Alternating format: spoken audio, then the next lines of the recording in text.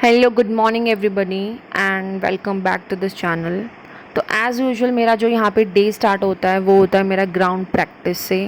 तो भाई हर कोई अपने काम में मगन है, कोई एक्सरसाइज कर रहे हैं, कोई रनिंग कर रहे हैं, कोई लॉन्ग जंप, कोई हाई जंप कर रहा है यहाँ पे। तो भाई फटाफट से मैंने भी यहाँ पे रनिंग करी और फिर घर आके मैंने यहाँ पे 2 केले खा लिए because health is very much important. फिर मैंने यहाँ पे अपनी टू डू लिस्ट बनाई एंड टू डू लिस्ट को कवर करा मैंने, जिसमें से मैं अपने यहाँ पे आज 2 स्लॉट्स में नहीं कर पाई। उसके लिए आई डोंट नो मैं क्यों नहीं कर पाई, बट कोई बात नहीं। तो आज मेरा यहाँ पे डॉक्टर के साथ अपॉइंटमेंट भी था, तो मेरे को वहाँ पे भी जाना था। तो मैं ये सोचती हूँ कि मैं अपना यहाँ पे फर्स्ट जो मॉर्निंग हाफ है उसमें मैं अपना लर्निंग और रिविज़न पोर्शन में यहाँ पे कवर करूँ।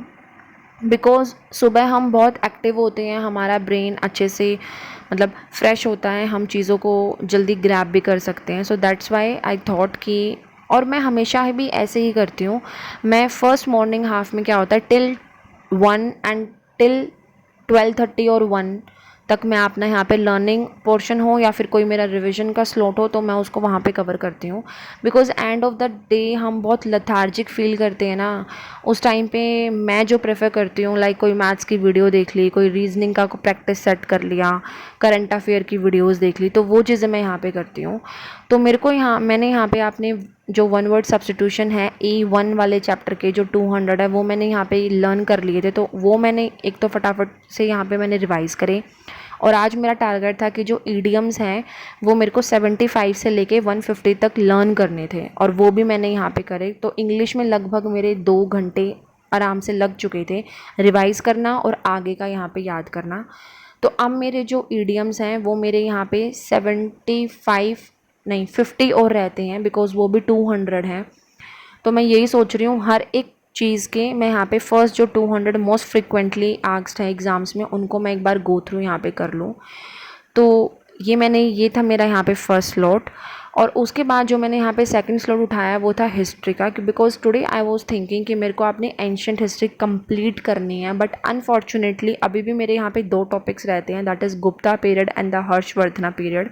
देखो मैंने ये कंप्लीट पहले भी बहुत बार कर रखी है, बट वही है जब आप स्टडीज़ के टच में आते हो ना, और फिर जब आपका गैप हो जाता है पढ़ाई से तो चीज़ें रिकॉल नहीं होती। तो इसलिए उन चीज़ों को रिकॉल करना माइंड में एक बार आप उस आपने पूरे नोट से गो थ्रू दोबारा से करोगे। तो अभी मैंने यहाँ पे सिर्फ जैनिज़्म और बुद्धिज़्म ही यहाँ पे रिवाइज़ करा है। इसके जो काउंसिल्स हैं वो भी बहुत ही ज़्यादा इंपॉर्टेंट है। एक एग्जांपल मैं आपको यहाँ पे बताती हूँ।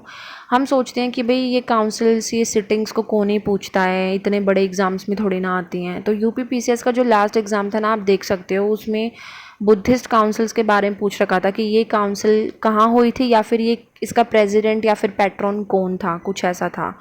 तो आप ये छोटी छोटी चीज़ें भी स्किप मत करो, पता नहीं होता कि क्या चीज़ कब आ जाए।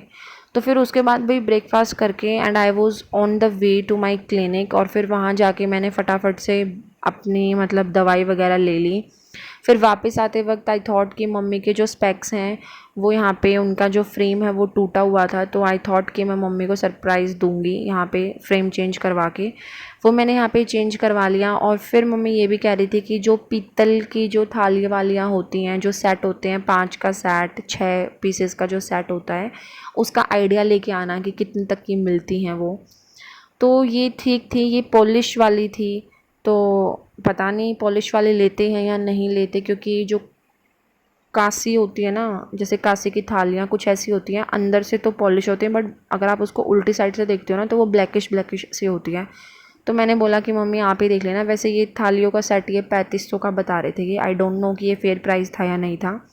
But anyway I was back to the home. फिर मैंने यहाँ पे अपना बुद्धिज़्म जैनिज़्म तो मैंने कवर कर लिया था। अब मेरे को आगे का यहाँ पे रिवाइज करना था, जो कि था मौर्यन एम्पायर एंड द जो छोटी छोटी डायनेस्टीज़ थी मौर्यन के बाद, जैसे कि शुंगा डायनेस्टी आई, उसके बाद इंडो ग्रीक्स आए, फिर शाका, स्काइथियंस, पार्थियंस, कुशानाज आए थे, and the Sangam period and then Satavahana period.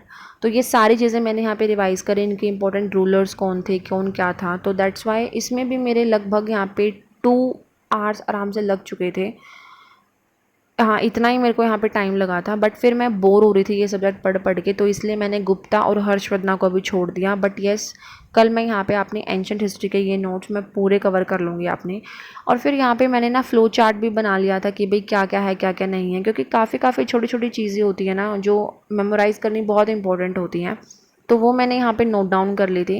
And history में तो भाई आपका यही होता है, आप कितना ही पढ़ लो under the sun, we don't know कि क्वेश्चन आएगा तो 2 क्वेश्चन भी आ जाएंगे, और क्वेश्चन ना आने को तो भाई मतलब 1 क्वेश्चन भी आ जाए, और आएंगे तो 5-6 क्वेश्चन भी पूछे जा सकते हैं। तो हमें नहीं पता। तो हिस्ट्री का यही है, इनपुट आउटपुट रेशियो कभी मैच ही नहीं करता। फिर भाई फटाफट से खाना खाया, और फिर खाना खा के मैं यहाँ पे करने लगी थी अपनी एनसीईआरटी। और एनसीईआरटी में मैंने क्लास 6 की जो एसएसटी की एनसीईआरटी है वो मैंने यहाँ पे कवर कर ली थी।